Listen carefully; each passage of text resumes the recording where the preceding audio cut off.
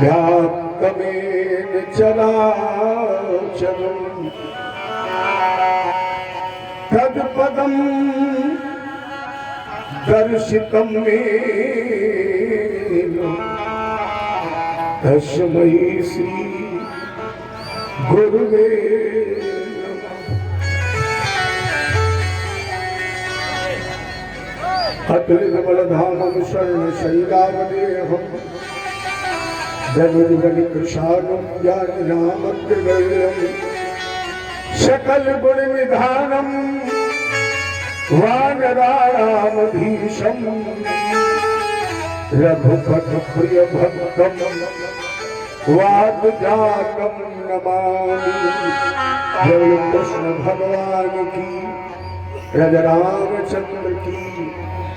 ऐसा लग रहा है यहाँ कोई बैठे ही नहीं है। अरे कम का कर लगाइए, नहीं तो रोटी हजम हो जाएगी।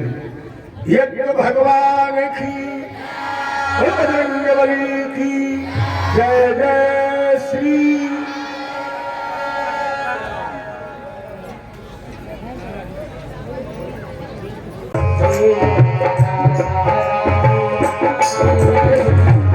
कैसे जीऊं बना धारा दी, तेरे बिना मेरा मन ही न लागे,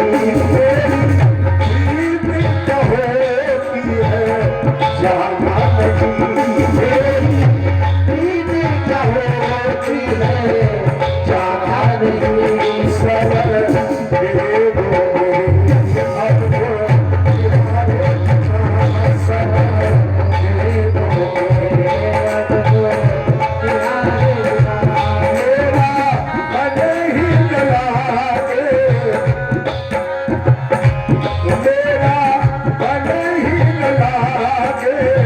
तुम्हारे बिना कैसे जीऊं बना धारा दी,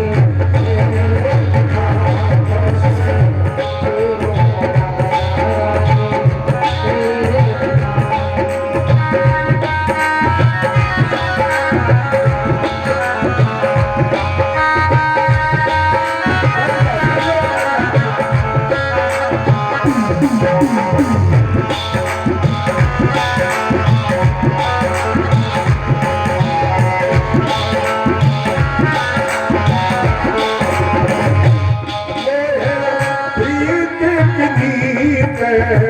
सिखा दीजिए, गरीब की सिखा दीजिए, यादों में रोना सिखा दो, अपनी यादों में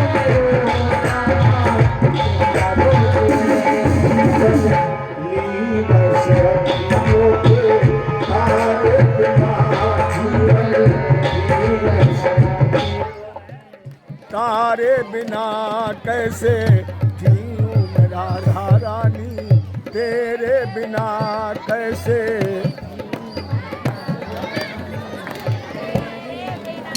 मेरा मन ही न लागे तुम्हारे बिना, मेरा मन ही न लागे तुम्हारे बिना कैसे जीऊं मेरा राधा रानी, तेरे बिना कैसे जीऊं मेरा राधा रानी, तेरे बिना। प्यारी पति को कितनी बार तुम्हें ही तो हो, प्यारी पति को कितनी बार दुखियों की सारी तार तुम्हें ही तो हो,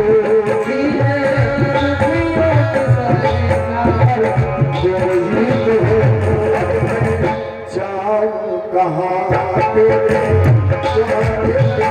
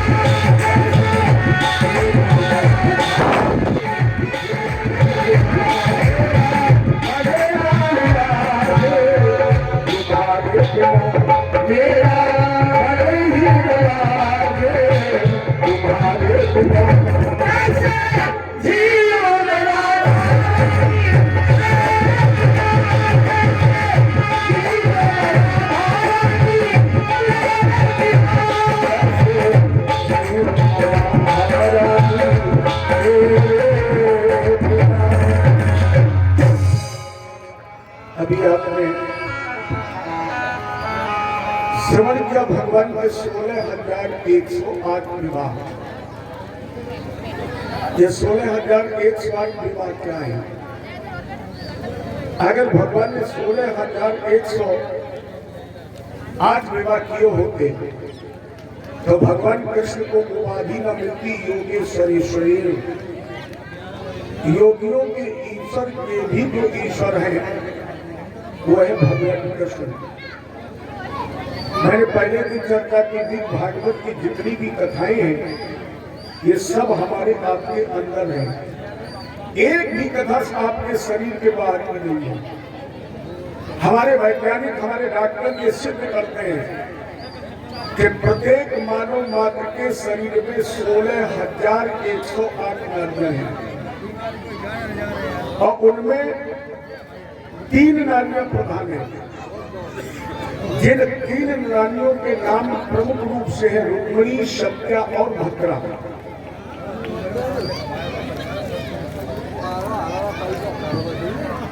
उनके नाम है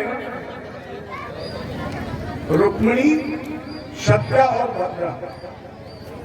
वो हमारे आपके हाथ में तीनों नाड़ियां चलती हैं। उनके नाम है इला, पिंगला और सुषुम्ना। देखो हमारे पीठ की जो रीढ़ की हड्डी है ये एक सर्पणी है। आनंद ऐसे नहीं मिलता है। इसको आप साधना के द्वारा पलट दें। देखो ये संसार उल्टा पैदा हुआ है, इसलिए हर व्यक्ति की नजर उल्टा ही है। तो हमारी ये सर्कड़ी भी उल्टी है। जैसे जब बच्चे का जन्म होता है तो सर नीचे होता है और पैर ऊपर होता है। अगर किसी का सर नीचे कर दिया जाए और पैर ऊपर कर दिए जाए तो उल्टा है कि सीधा है? अगर सर नीचे हो, शाबाश बोलो। अगर ठीक है। अब आप लोग बताएं, सर अगर नीचे हो और पैर ऊपर हो तो व्यक्ति सीधा है उल्टा है? उल्टा है ना। लोग कहते उल्टा टांग दिया। और जब माँ के गर्भ से जन्म होता तो पैर ऊपर है, सर नीचे है, तो उल्टा पैदा हुआ कि सीधा? उल्टा पैदा हुआ। चूंकि हम आप उल्टा पैदा हुए हैं, इसलिए जब वो उल्टा पैदा होता है तो हमें आपको सीधा समझ में आता है। और लोग कहते सीधा पैदा होगा और पैर अगर पहले जन्म में तो उल्टा, क्योंकि हमारी उल्टा बुद्धि है। अच्छा, जैसे आपके दरवाजे फोर व्हीलर खड़ा हो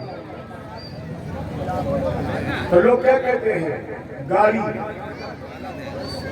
अच्छा आप लोग ईमानदारी से बताइए, गाड़ी है कि चली है? तो दरवाजे खड़ी है, वो चलती है कि गाड़ी है? लेकिन दृष्टि है उल्टा, इसलिए जो चलती है उसको कहते हो गाड़ी और जो गाड़ी है उसको कहते हो चलती। जैसे और समझिए, जैसे घर में उठाली देखा है आपको? अब ईमानदारी से बताओ, उठाली है कि गाड़ी है? हर घर में गाड़ी है लेकिन वो खड़ी है। कह रहे हो क्योंकि हम उल्टा पैदा हुए हैं, इसलिए हमें हर वस्तु उल्टी नजर आती है। इस उल्टी नजर को सीधा करना ही भगवान की कथा है। इस उल्टे को सीधा कर लेना ही भगवान की कथा है। और सीधा कब होगा? जब आप इला, पिंगला और सुषुम्ना पर विजय प्राप्त कर लेंगे और इस रीढ़ की हड्डी को पलट देंगे, तब आपको अपने आप आनंद मिलने लगेगा। तो ये 3 नाड़ियां भगवान की प्रधान है, इला, पिंगला और सुषुम्ना। वही भगवान कृष्ण की 3 पत्नियां है। रुक्मिणी माने निष्काम बुद्धि, और जब व्यक्ति की बुद्धि निष्काम हो जाती है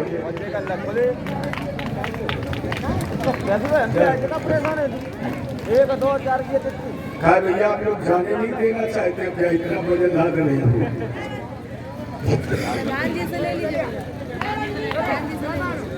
आइए रुक्मिणी है बुद्धि निष्काम, और जब व्यक्ति की बुद्धि निष्काम होती है तो उसकी दूसरी का नारी का नाम है सत्या। सत्या का मतलब है सत्य बोलना, और जब व्यक्ति सत्य धारण कर लेता है तो उसकी तीसरी नारी का नाम है भद्रा। भद्र माने होता है कल्याण। अब जब सत्य बोलो के कल्याण तो हो गई। तो ये तीन भगवान कृष्ण की मुख्य पटरानियां हैं।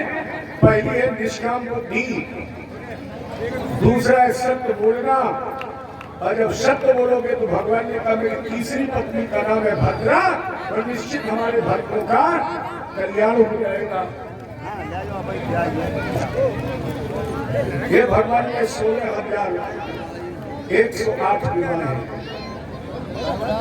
इसके पश्चात अभी आपको बताया जाता महाभारत का युद्ध, और हम इसमें केवल इतना ही संकेत कर सकते हैं कि व्यक्ति को बोलने से पहले बहुत सोच समझ लेना चाहिए, क्योंकि हमने निर्देशित किया था शरीर का हर अंग कीमती है, लेकिन उसमें कोई ऐसा अंग नहीं है जिससे पवित्र वस्तु निकलती है।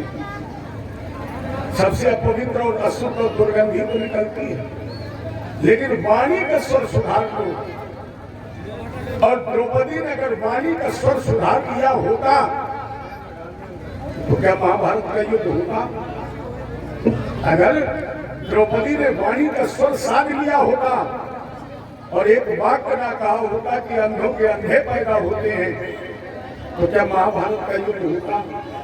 दूसरी बात विशेष ध्यान रखना, जब जब भारत में मायके पक्ष का हस्तक्षेप हुआ है, जब जब मायके का हस्तक्षेप हुआ है प्यारे, तब तब महाभारत का युद्ध हुआ है। ये बहुत गौर करने की बात है, क्योंकि आज कलयुग में किसी का हस्तक्षेप हो ना हो, लेकिन कदम कदम पर मायके का हस्तक्षेप है। बगैर इतने लोग बैठे, बगैर साले में कोई काम करता है? अब तो बेटे की शादी भी तय होने आई, बोले हम नहीं मामा जाने, और मामा कहीं हुआ शकुनी जैसा। अरे बेटा तुम्हारा है, मामा क्या जाने? बेटा तुम्हारा है, मामा क्या जाने? लेकिन कलयुग का प्रभाव है, शलाको बुद्धदाय का, और एक मशीन बन गई। आज ये विवाद जो घरों में बढ़ रहे हैं, इसका सबसे बड़ा कारण मोबाइल है। क्यों? हमने खुद सुना है, बेटी ने चाय गैस पर चढ़ाई, मोबाइल से नंबर मिलाया किसका? मम्मी का। मम्मी ने कहा बेटी क्या कर रही हो? बोले चाय बना रही है। माता जी ने कहा भी तो 5 मिनट पहले बनाई थी। बोले ससुर ने कहा है, पापा ने कहा तो बना रही, तो उधर से तुरंत आवाज, मैं ससुर कितनी बार चाय पीते हैं? वो लड़की नहीं चाहती, लड़की कभी नहीं चाहती है कि मैं ससुर कहे और हम ना बनाए। वो बनाने के लिए खड़ी है, लेकिन निर्देशन मायके से मिल रहा है, और उसके कान में मोबाइल से कहा जा रहा है कि तेरे ससुर कितनी बार चाय पीते हैं। अब बता, 2-4 बार कह दिया तो गैस बंद, भगोना अलग पड़ा है। ये मेरी बात नोट करिए, जब जब मायके का हस्तक्षेप बढ़ेगा प्यारे, पतन ही होगा। मोबाइल बहुत अच्छी चीज है, मोबाइल बहुत अच्छी चीज है अगर इसका सदुपयोग किया जाए, लेकिन सदुपयोग लोग कम करते हैं और दुरुपयोग 90% लोग करते हैं।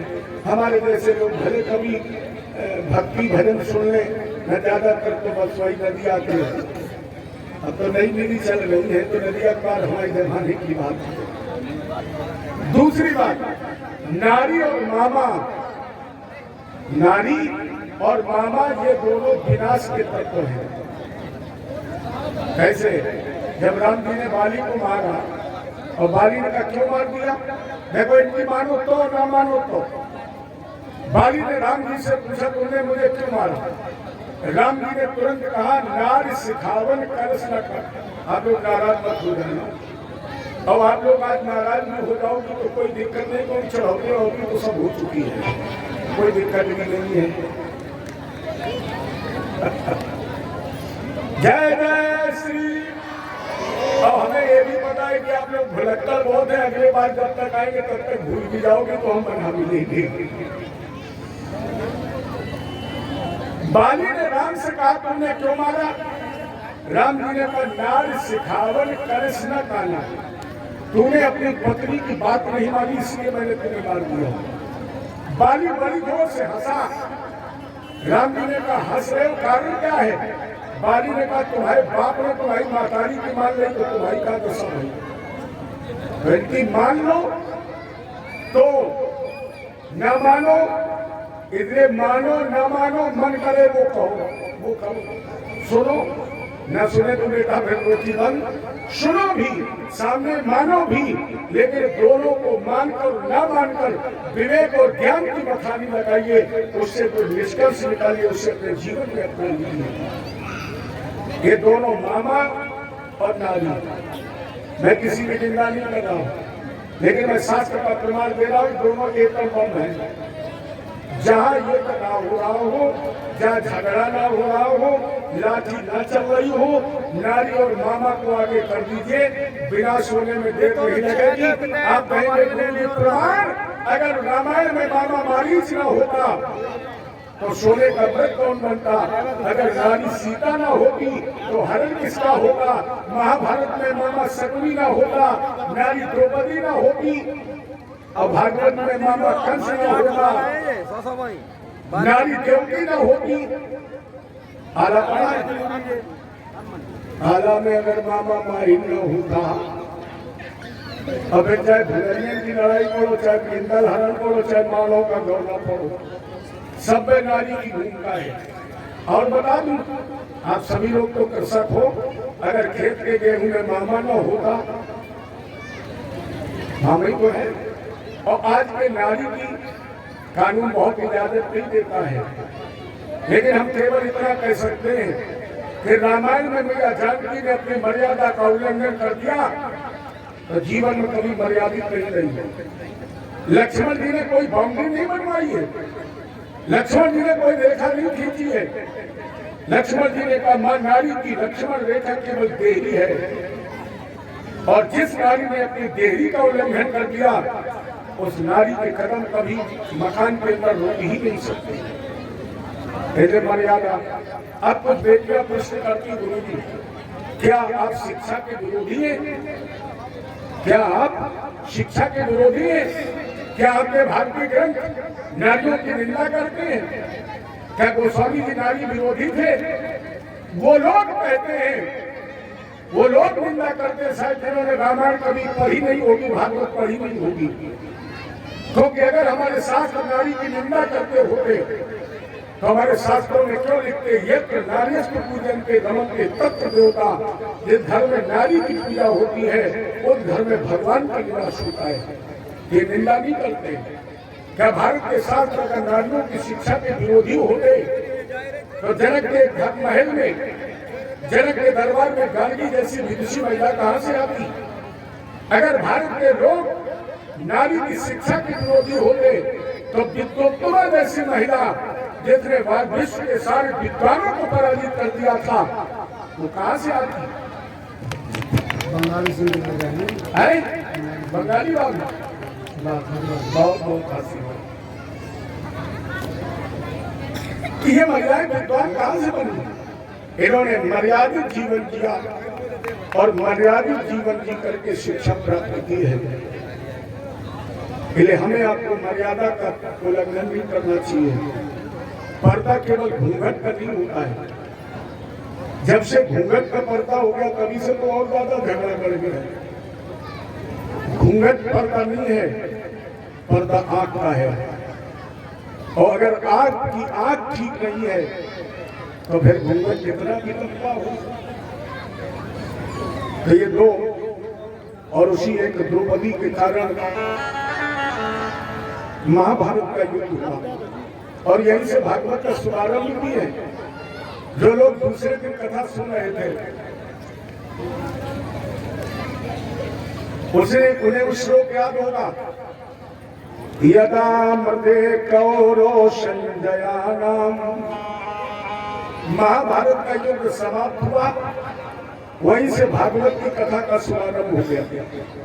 वेद व्यास जी ने लिखा यदा देखो रोशन जया नाम और वीरेश्वतो वीर गदम गदेशु प्रकोदराभिकदा विमर्शयि भग्नोरुदंडे धृतराष्ट्रपुत्री।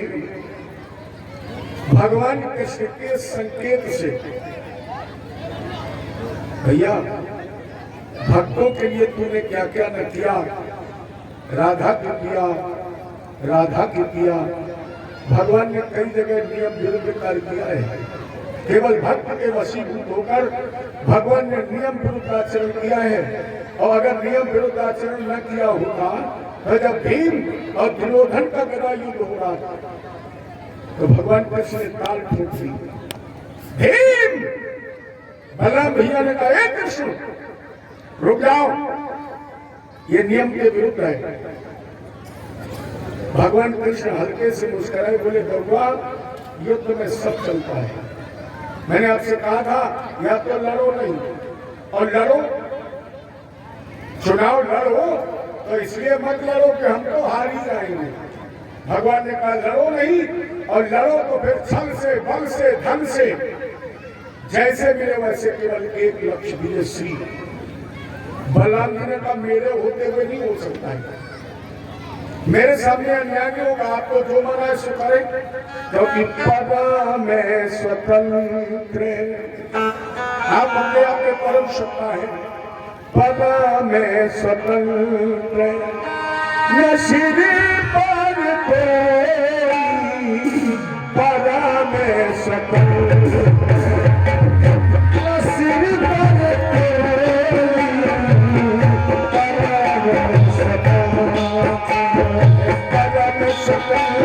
सिर पर कोई आवे मने करो तुम परम स्वतंत्र दर्शन करो आवे मने करो तुम सोई मैं स्वतंत्र सिर पर कोई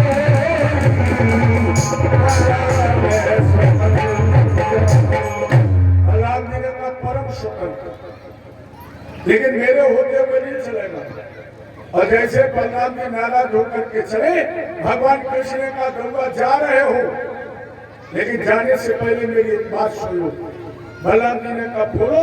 भगवान कृष्ण ने कहा पूछो इस दुष्ट दुर्योधन से, जिस समय मेरे 16 वर्षीय भांजे पर 7 महारथियों ने एक साथ मिलकर आक्रमण किया था, उस समय इसका धर्म कहाँ था?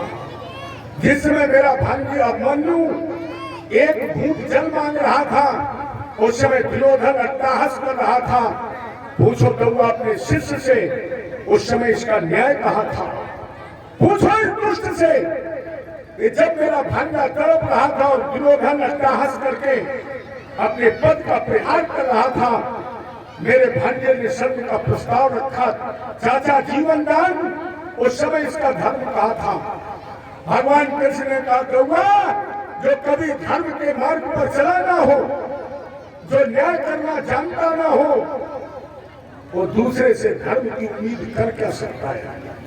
वो दूसरे से न्याय की भीख क्या मांग सकता है? इसलिए हम इस संदेश के द्वारा समस्त भारतवासियों को संदेश देना चाहते हैं, गौवा सतम साध्यम समाचरित। भगवान कृष्ण ने संकेत करके सारे भारतवासियों को संदेश दे दिया है कि मूर्ख को समझाओ, और अगर न माने तो फिर मूर्ख के साथ वो अगर उंगली भी उठाए तो उसका तुम हाथ तोड़ दो, ये हमारे शास्त्र कहते हैं। अच्छा एक बात बताइए, हम केवल धर्म पकड़ कर बैठ जाए, केवल धर्म पकड़ कर हमारे देश पर आक्रमण हो रहा हो, हमारे माता पिता सताए जा रहे हो, भारत नष्ट किया जा रहा हो, और हम केवल धर्म किए बैठे नहीं। भगवान कृष्ण ने कहा अगर आपके देश पर, आपके धर्म पर, आपके ग्रंथों पर, आपके मंदिरों पर, आपके माता पिता पर, आपके बुजुर्गों पर अत्याचार हो रहा है तो धर्म पकड़ कर मत बैठिए, बल्कि उस धर्म को बचाने के लिए अधर्म भी करना पड़े, क्या वो भी धर्म है? भगवान ने ये संदेश दिया है कि लोगों को बचाने के लिए अगर तुम्हें अधर्म भी करना पड़े वो भी धर्म है, लेकिन धर्म की रक्षा हो। और अगर धर्म देश संत ब्राह्मण गाय की सुरक्षा होगी तो निश्चित है कि तुम्हारा धर्म भी बचा रहेगा। तो फिर गर्व से कहना धर्मो रक्षक रक्षता। भगवान कृष्ण ने जैसे गंगा टूटी, भीम ने गदा का प्रयाग किया, भगवान कृष्ण ने झंडा फहरा दिया और सत्य न्याय का धर्म झंडा फहराकर भगवान ने एक संदेश दे दिया। क्या?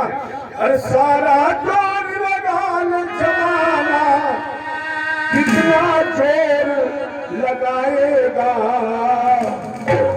पर भारत में भगवान का झंडा कभी न झुकने पाएगा।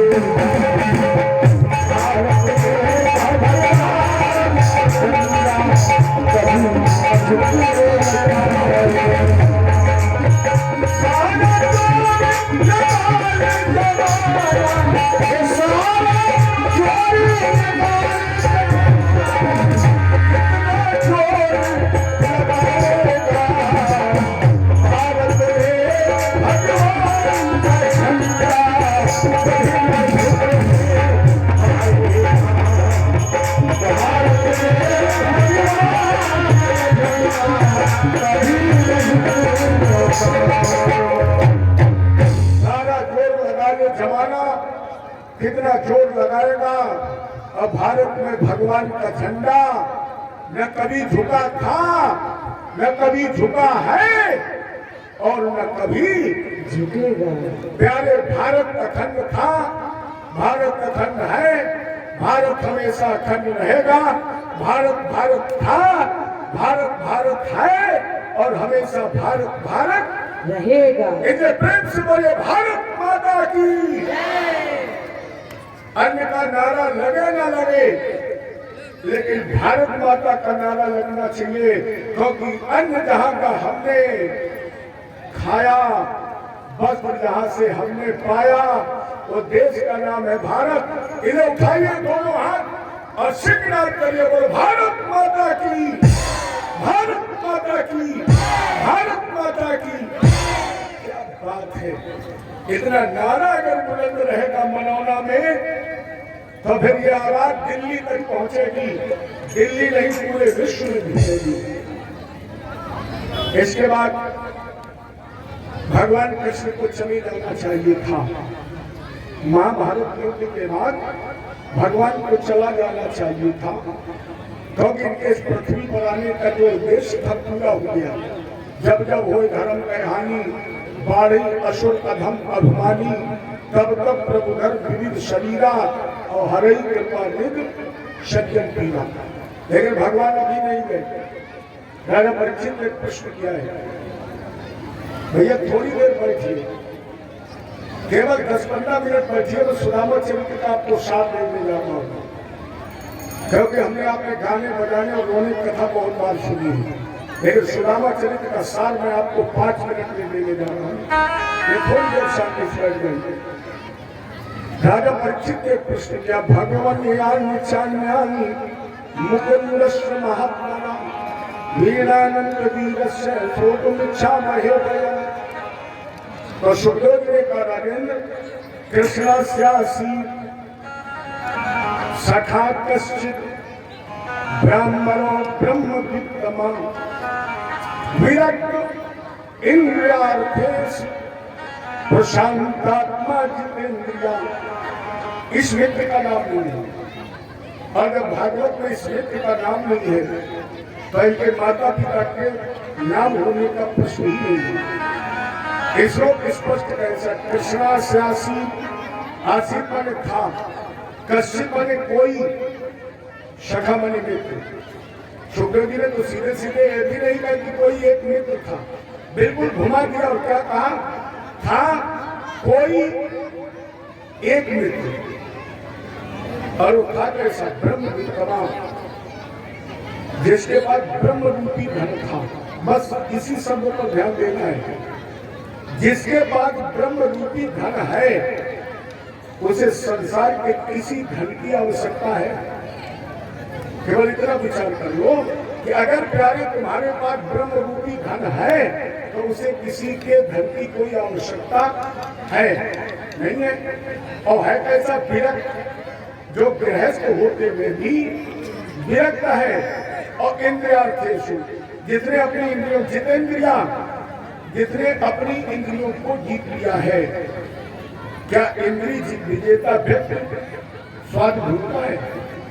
जिसे अपनी इंद्रियों पर कंट्रोल हो गया है उसे न तो भूख की चिंता है, न प्यास की चिंता है, न धन की चिंता है। फिर सुशीला के कहने पर सुदामा जी मांगने क्यों गए? कुछ मांगने नहीं गए। भागवत जी का श्लोक कह रहा, अयम ही परमो लाभम उत्तम श्लोक दर्शनम। अगर हम नारी की बात मान लेंगे तो मुझे भगवान का शुभ दर्शन प्राप्त हो जाएगा। क्यों? सुदामा है जीवात्मा, सुदामा जीवात्मा है, कृष्ण परमात्मा है। दोनों को मिलाने के लिए हमें आपको चाहिए भक्ति। तो कृष्ण और सुदामा के मध्य में जो बुद्धि है, भक्ति है, यही सुशीला है, भक्ति। अब उसने 4 मुट्ठी चावल दिए, वो भी टूटे हैं। एक एक शब्द पर बहुत गौर करना, शुद्ध चावल नहीं दिए। और अगर अन्य लोगों की बात मानी जाए तो इनके नगर का नाम क्या था? सुदामापुरी। अगर माना जाए सब लोगों की बात तो इनके नगर का नाम क्या है? सुदामापुरी। आप लोग बताइए, आज तक किसी भी नगर का, किसी भी सड़क का नाम किसी गरीब आदमी के नाम पर रखा गया है? इसके मतलब सुदामा जी गरीब नहीं थे। अच्छा बोले, नरसिंह की कथा लोगों ने पढ़ी है, नरसिंह गरीब था। नरसिंह तो बहुत बड़े व्यापारी का बेटा था, लेकिन भगवत भक्ति करते करते नरसिंह कब गरीब हो गया? उसी तरह सुदामा के नाम से भी नगर बसा था, लेकिन सुदामा कृष्ण भक्ति करते करते कब सब कुछ लुटा बैठा, ये सुदामा को पता ही नहीं था।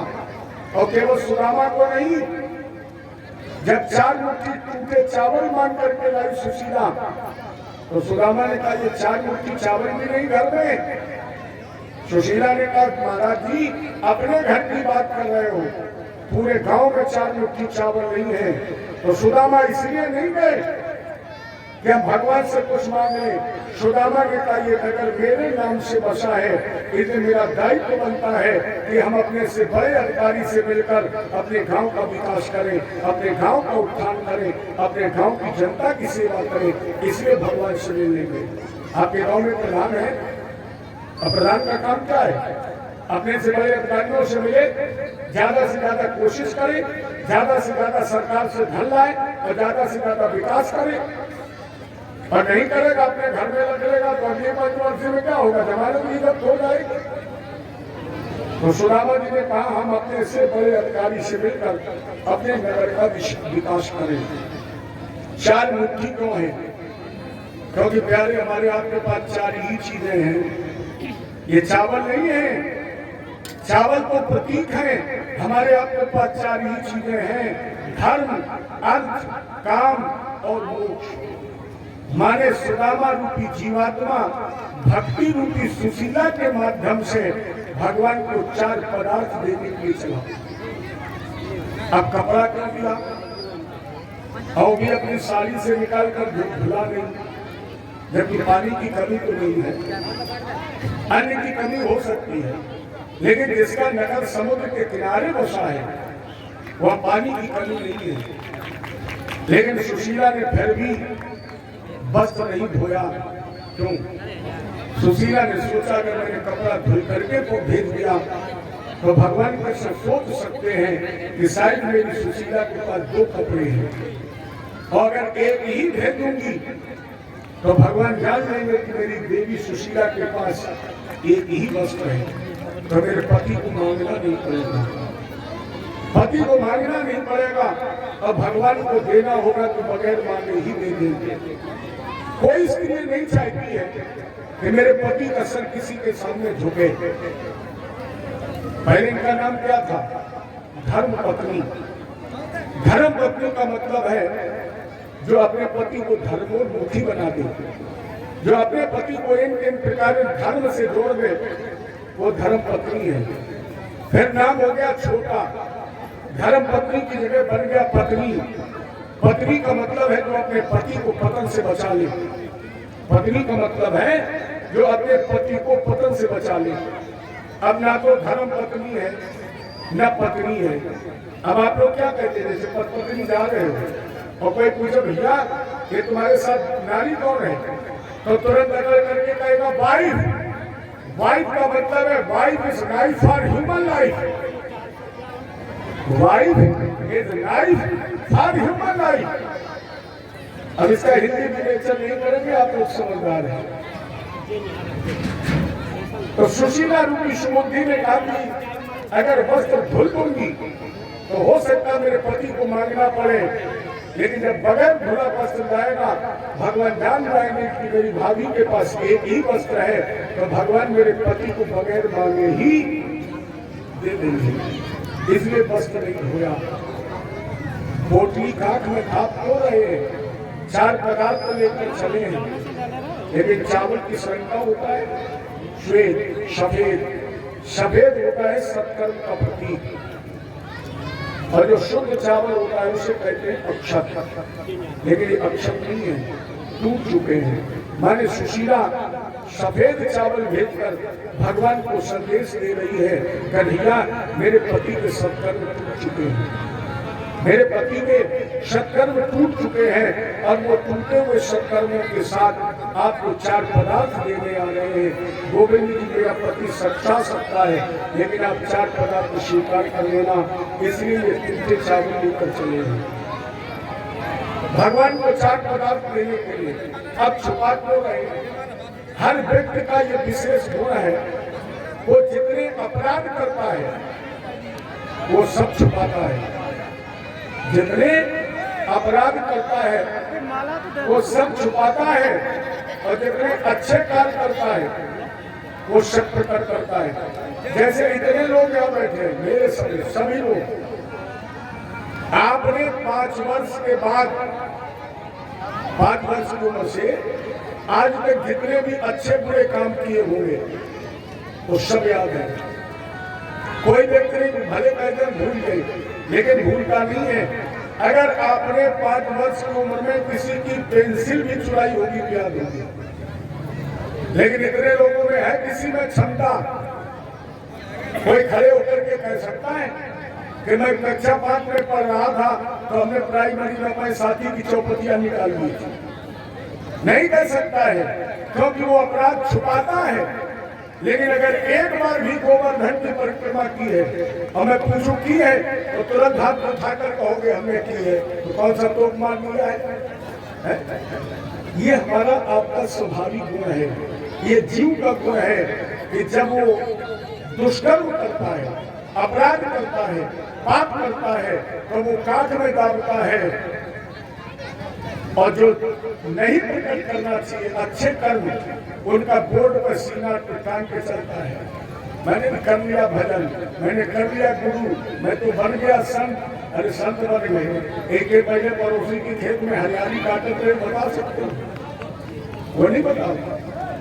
तो सुशीला ने वही कहा, कन्हैया मेरे पति के सत्कर्म टूट चुके हुए, और सत्कर्म टूटे हुए से वो आपकी सेवा को उपस्थित होने जा रहे हैं।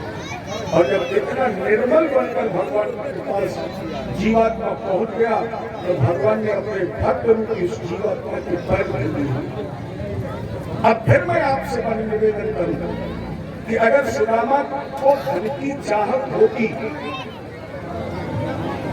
तो फिर इनके चरण भुला करना है। बस इन पर ध्यान देखो, सुदामा चरण बिल्कुल स्पष्ट हो जाएगा। जब भगवान कृष्ण चरण धो रहे हैं तो सुदामा के पैर धुला कौन रहा है? इस पर आप प्रबुद्ध वर्ग के लोग ध्यान दें। दाहिन कमल करके लिए जनक झारी हरिबामा। दाहिन कमल माने दाहिने हाथ से कमंडल में जल, कौन? हरिबामा। हरिबामा का किसे कहते हैं? लक्ष्मी जी को। हरिबामा नाम लक्ष्मी जी का है। प्यारे जरा सोचिए, जिसके पैर स्वयं लक्ष्मी धो रही है, क्या उसे किसी धन की चाहत है? जिसके लक्ष्मी पैर धो रही और साधारण नहीं। दाहिने कमल करते लिए कनक झारी हरिबामा, और बाम कमल करते पखारती चरण सुदामा। जास चरण रज धरत ध्यान, मुनि जन्म गवाए, और जाकी गति नहीं सूफी जब पन्नग पद पाए।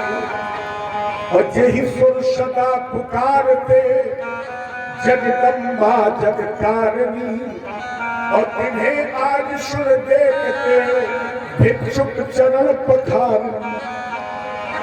जिसका पार ब्रह्मा विष्णु और महेश नहीं पाते हैं, वही लक्ष्मी लक्ष्मीपति के साथ मित्र सुदामा का पैर धो रहे हैं।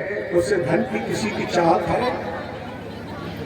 और जैसे सुदामा जी के चारों पदार्थ भगवान ने लिए, तो भगवान ने एक मुट्ठी चावल चढ़ाया है।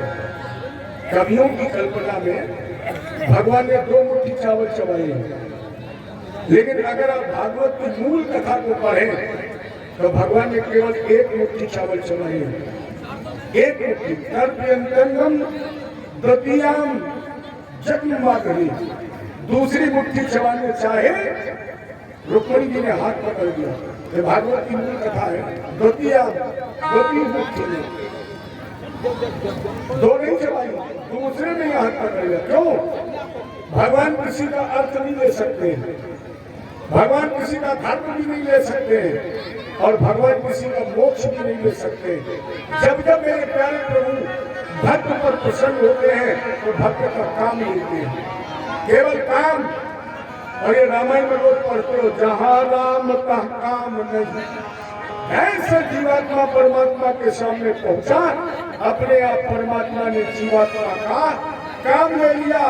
और जब काम ले लिया तो उसे क्या मिल गया? अर्थ। जब भगवान ने काम खा लिया तो उसे मिल गया अर्थ। अर्थ से सुदामा ने किया धर्म, और धर्म से प्राप्त किया मोक्ष। क्योंकि लक्ष्मी के सुचार है, धर्म अग्नि नप छोर, और जेठे के अपमान पे तीन करत भरपूर। लक्ष्मी के 4 पुत्र हैं, और सबसे पहले पुत्र का नाम क्या है? धर्म।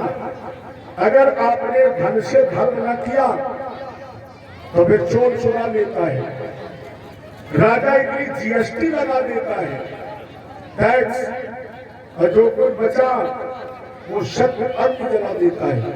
ये प्यारे, जब भी धन मिले सबसे पहले उसे धर्म में लगाओ, और अगर धर्म में लग गया तो निश्चित तुम्हें मोक्ष की प्राप्ति होगी।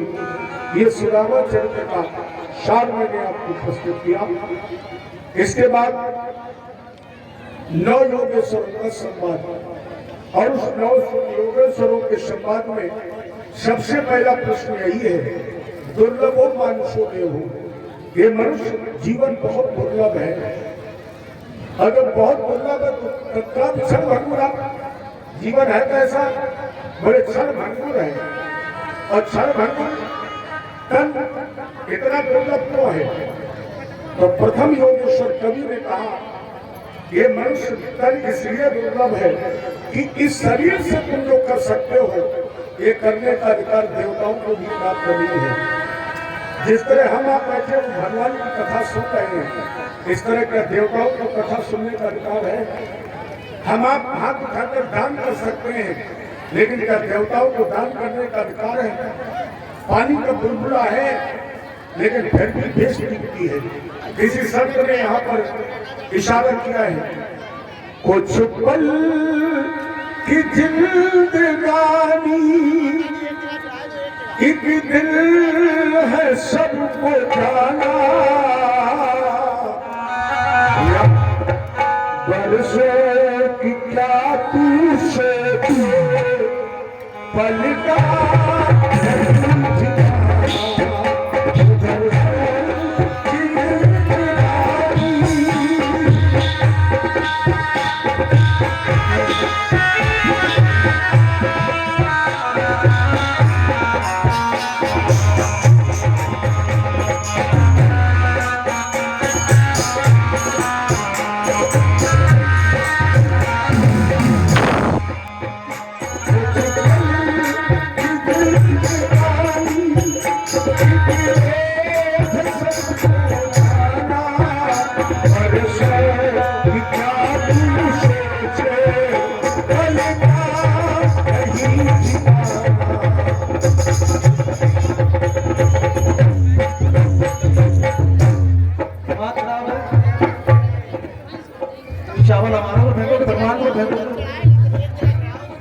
बाजा में रखा, बाजा में चावल भर दिया।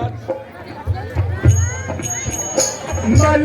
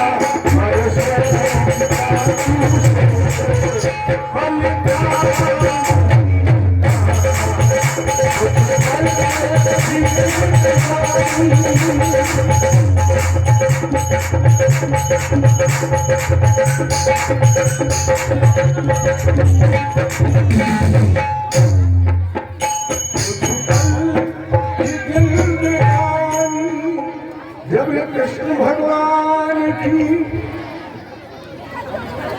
इसके बाद दत्तात्रेय जी के 24 गुरु, इन्होंने सबसे गुरु पहले बनाया पृथ्वी को, ये जो क्षमा की शिक्षा ली। देखो यार, मुख्य बात ध्यान देने की, गुरु जो दीक्षा देता है, जो दीक्षा गुरु होता है, वो एक ही होता है। दीक्षा गुरु अपवर्तनीय होता है और वो कभी मरता भी नहीं।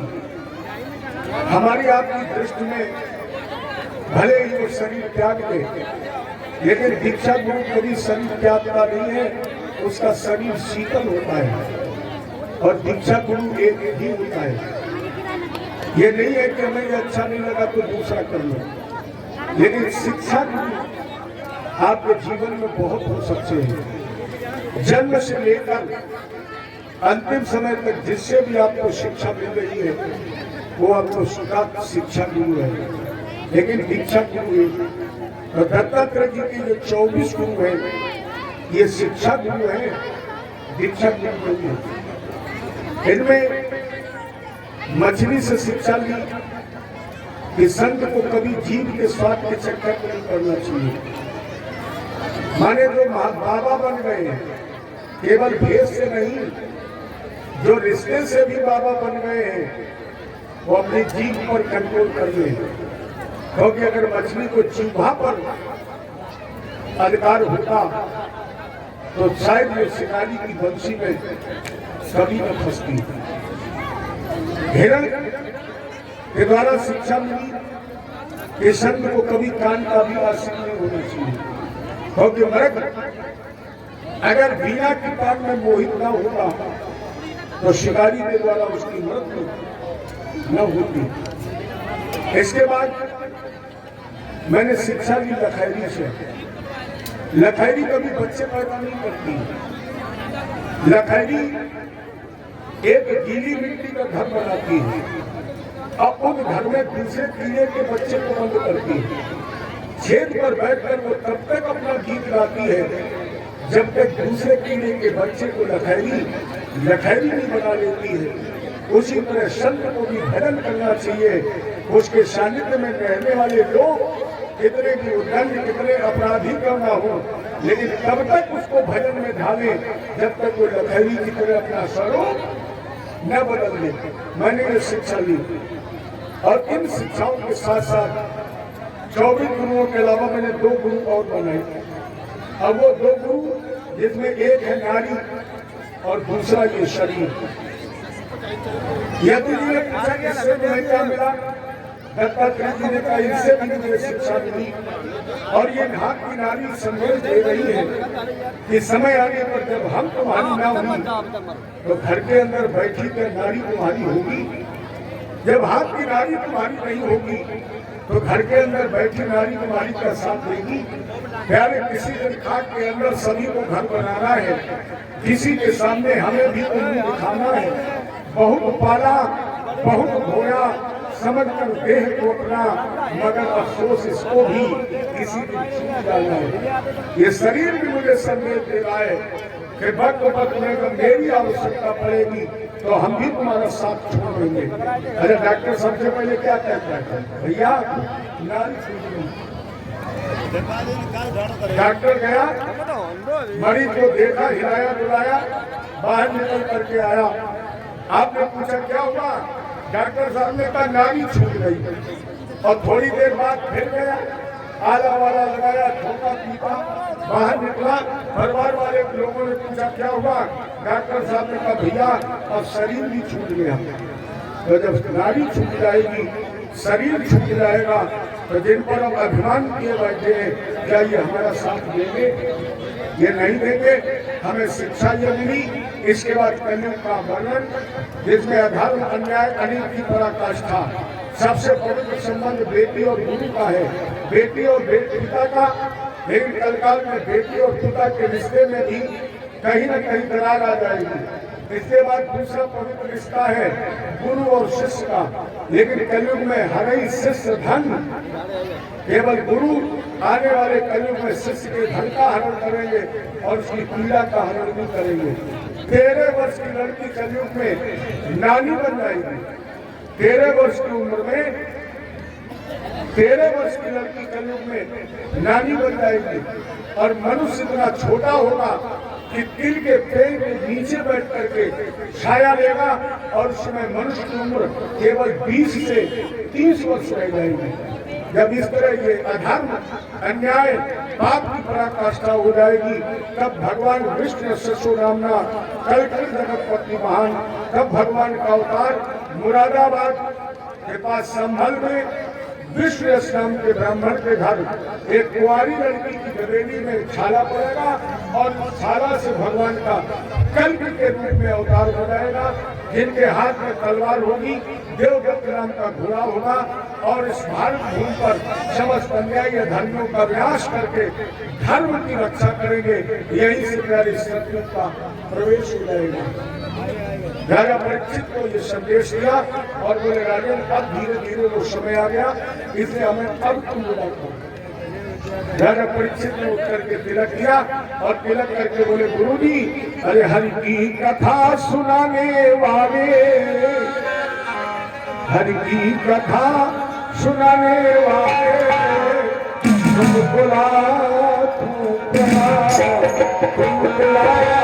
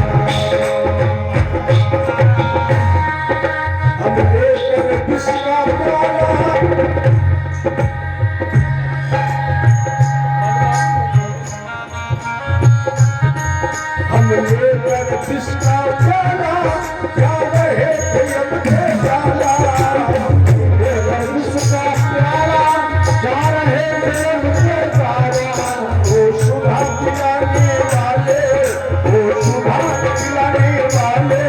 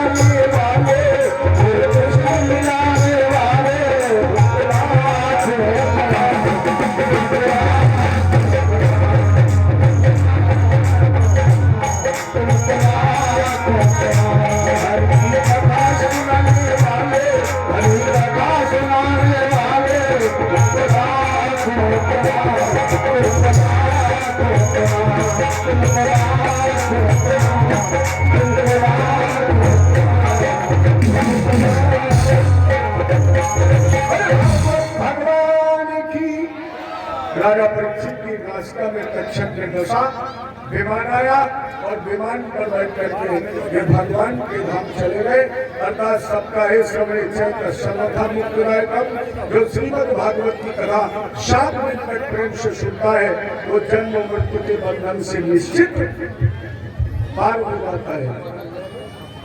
ओम पूर्णमदा पूर्णमिदं पूर्णात् पूर्णमुदच्यते पूर्णस्य पूर्णमादाय पूर्णमेवावशिष्यते। ओम शांति शांति शांति।